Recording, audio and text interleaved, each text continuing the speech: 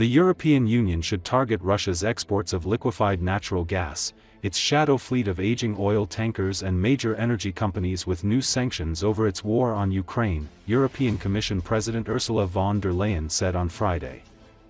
It is time to turn off the tap on LNG, von der Leyen said in a video statement. According to Associated Press, meanwhile, the Hong Kong-flagged LNG carrier ship Vladimir Rusanov was docked in the Belgian port of Zeebrugge on Monday. The China-built vessel has been working for the Yamal LNG plant in northern Russia, and with Novatek, Russia's largest independent natural gas producer.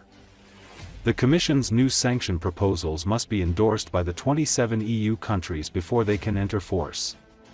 The EU has already agreed on 18 packages of sanctions against Russia, but final agreements may take weeks. More than 2,500 entities, like banks, ministries and energy companies, and officials have already been hit by sanctions. The sanctioned officials include President Vladimir Putin and his associates, scores of Russian lawmakers and several oligarchs. Travel bans and asset freezes are the most common measures. Energy revenue is the linchpin of Russia's economy, allowing Putin to pour money into the armed forces without impacting inflation.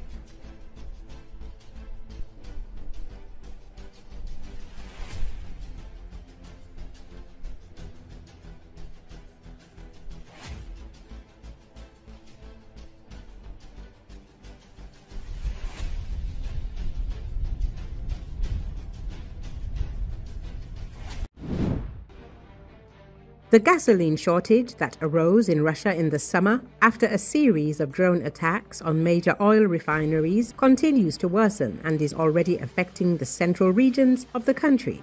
This was reported by the Reuters agency, citing sources. The crisis that began in August has affected more than 20 regions of Chukotka and Sakhalin to Ryazan and Samara regions, as well as the occupied territories. Small private networks of petrol stations are the first to stop selling fuel, while stations of large oil companies continue to operate, although there are interruptions in the supply of certain types of petrol.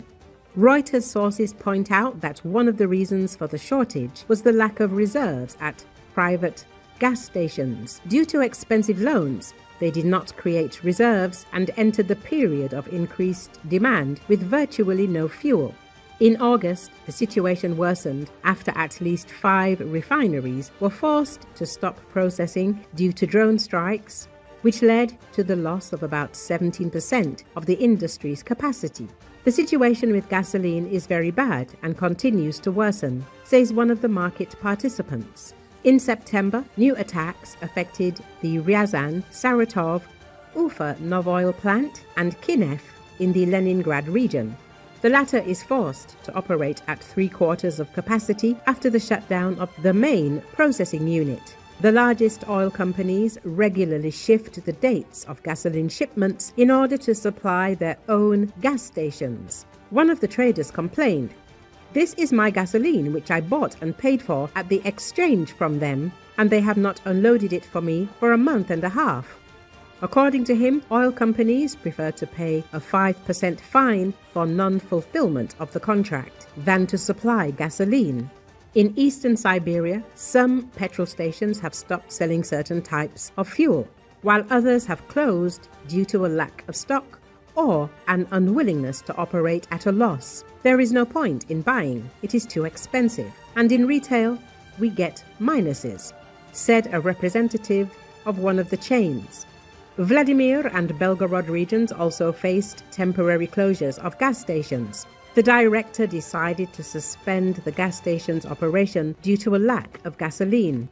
The chain gas stations continue to operate, noted an employee of one of the closed stations. Fuel production in Russia fell by about 5% in August. To compensate for the downtime of refineries, oil companies launched undamaged capacities. Last month, about 23% of the refineries' capacities were idle, 6.4 million tons, which was a historical record. The government has ordered oil companies to use reserve stocks, revise plant repair plans, and manually regulate fuel shipments by rail. A ban on gasoline exports has been extended for 2 months to stabilize the market.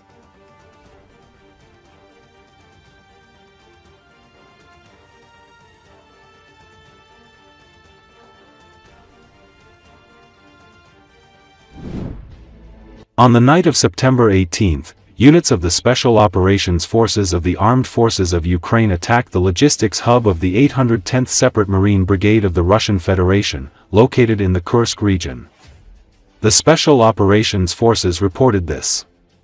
The strike hit an enemy supply base, ammunition depots, and a hidden location for the brigade's weapons and military equipment. As the Special Operations Forces emphasized, the 810th Marine Brigade, which is stationed in Sevastopol, temporarily occupied by Russia, is actively participating in offensive operations in the North Slobozhansk direction. In addition, the brigade's personnel were involved in committing war crimes, in particular the execution of Ukrainian prisoners of war.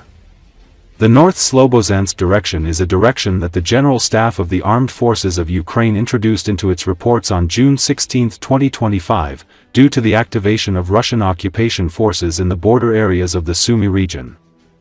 Starting June 16, the General Staff of the Armed Forces of Ukraine will report on the progress of military operations in another area, Severoslobozhansk, in its daily reports, the General Staff said in a statement. On June 26, Ukrainian Armed Forces Commander-in-Chief Oleksandr Syrsky stated that, based on the results of May and June, the enemy's wave of attempts at a summer offensive from Russian territory is faltering. As of this week, the advance of Russian troops into the border regions of Sumy Oblast has been halted, and the line of contact has been stabilized, the Commander-in-Chief reported.